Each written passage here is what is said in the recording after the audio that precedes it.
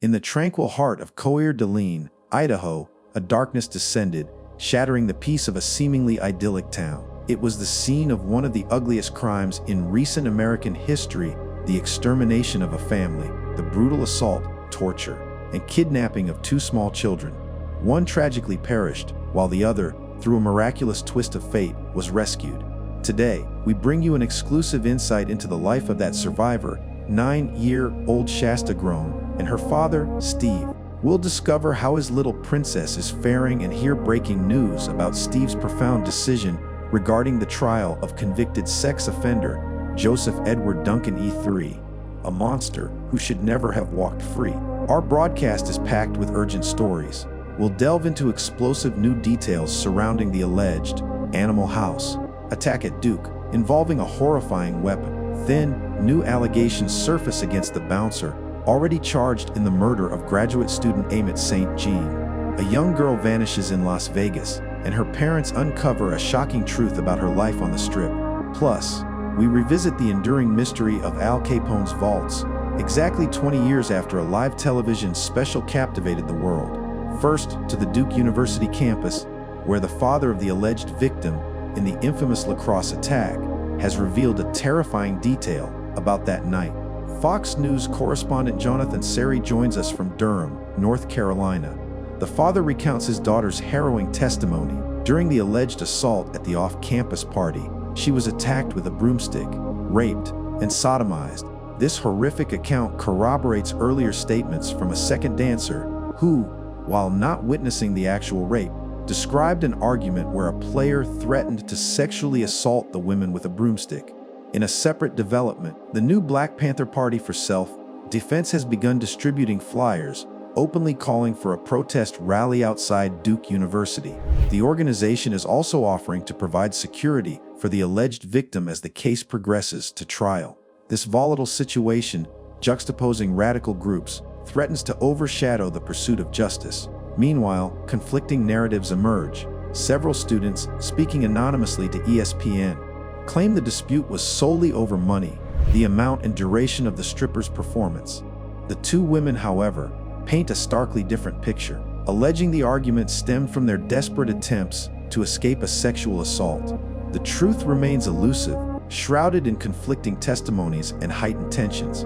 Now, our focus shifts to New York City, where new charges have been filed against Daryl Littlejohn, the ex-convict bouncer already accused of brutally killing graduate student Amit St. Jean. Authorities reveal Littlejohn harbored a bizarre fixation, often dressing in mock law enforcement attire, complete with badges, handcuffs, and insignia emblazoned caps. This strange predilection, police now believe, may have led to his involvement in yet another brutal attack on a New York City woman. In a New York courtroom, Littlejohn was indicted for an incident dating back to October. He allegedly accosted a 19-year-old college student on the street, forcing her into a blue van, a vehicle matching the description of one linked to the Amit St. Jean case. Crucially, Littlejohn's DNA was reportedly found on the handcuffs used in the October attack, providing critical evidence for these new charges. Fortunately, this victim managed to fight off her assailant, escaping still handcuffed, a full 4 months before the tragic events of February. Amit St. Jean was not so fortunate. Daryl Littlejohn awaits trial for the savage slaying of the beautiful 24-year-old grad student. Her ravaged, nude body was discovered wrapped in a cheap, floral bedspread in a vacant lot, a shocking crime that rocked the city and galvanized law enforcement. Police Commissioner Raymond Kelly assured the public of a thorough investigation. Today, no bail was granted in these new charges against Littlejohn, who is scheduled to return to court in June. We now turn to the heart-wrenching story of Shasta Grown and her father, Steve, joining us here in Coeur d'Alene, Idaho. Before speaking with Steve, we must revisit the sickening saga of Joseph Edward Duncan III, a man who embodies pure evil. In April 2005, after serving a lengthy prison term for raping a 14-year-old boy, Duncan was arrested again, this time for molesting a 7-year-old boy in Minnesota. Released on a mere $15,000 bond, the 42-year-old predator predictably jumped bail, resurfacing in Coeur d'Alene. On May 16, 2005, armed with a shotgun and a framing hammer, Duncan allegedly entered the home of Brenda Grown. Inside, he brutally murdered Brenda, 40, her 37-year-old boyfriend Mark McKenzie, and her 13-year-old son Slade. He then abducted her two younger children, Shasta, then 8, and Dylan, 9. The children's father, Steve, pleaded for their safe return, expressing the unspeakable pain of a parent grappling with the worst possible scenarios. Investigators believe Duncan transported the children to a remote campground in western Montana, where, over the next 7 weeks, he subjected them to repeated torture and molestation. He even took digital photos and videotapes of his disturbing acts before allegedly murdering Dylan. Shasta's nightmare finally ended on July 2nd, when a quick, thinking waitress recognized her with Duncan at a Denny's back in Coeur-d'Alene. Steve Groan hailed the Denny's employees and patrons as heroes for bringing Shasta home. However, Steve Groan's relief was tragically tinged. The remains of his murdered 9-year-old son, Dylan, were discovered 2 days later at the Montana campsite. The full extent of Shasta's ordeal, the horrors she endured for 7 weeks, was only just beginning to be understood. Today, Duncan is held without bail, awaiting trial in October for 3 of the 4 homicides, with prosecutors demanding the death penalty. Once that trial concludes, federal charges are expected for the kidnapping of the children and Dylan's murder. Steve Groan joins us now. We spent yesterday with his little princess, America's favorite 3rd grader. She appears to be thriving. Steve confirms Shasta is doing fantastically. One might expect someone who endured such a horrific ordeal to withdraw, to retreat into a shell.